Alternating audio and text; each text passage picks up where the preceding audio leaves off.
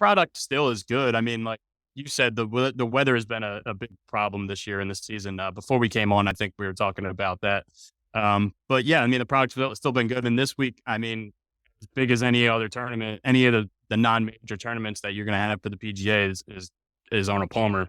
So we'll see if the season can kind of turn around in terms of getting more viewers and getting more eyes on the sport.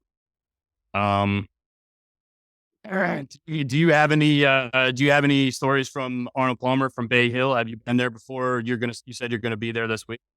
Yeah, I'm hosting our coverage on PGA Tour Radio this week. It's a cool Okay. place.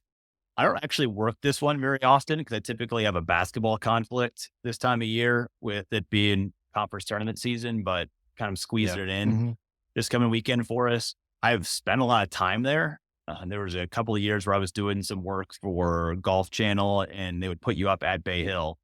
And I was doing like the morning show. So then I'd be off at 10 the whole day. And so the coolest part of Bay Hill to me is on the range, they always keep the farthest right bay on the range roped off for Mr. Palmer. So even since he's passed, there's still an entire spot at the end of the range that is roped off. You can't use it. It's got his clubs, roll them out there every sort of day.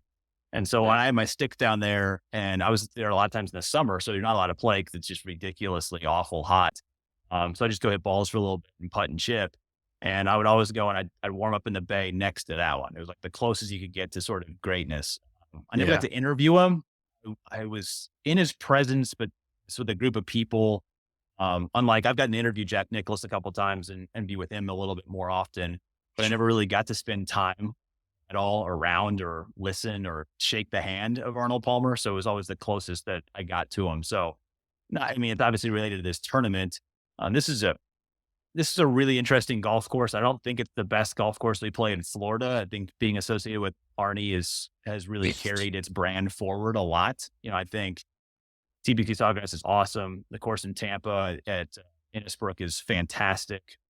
And even last week at PGA National, it's such a brute.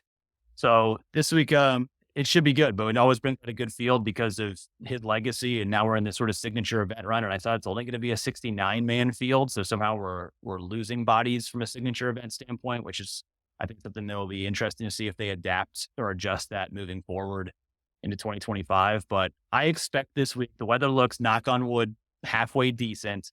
Because this golf course is typically a first shot type of golf course, it really rewards great driving of the golf ball. I'd like to think that, Scotty, Rory, even a Cameron Young type who hasn't won yet, but looked pretty good last week,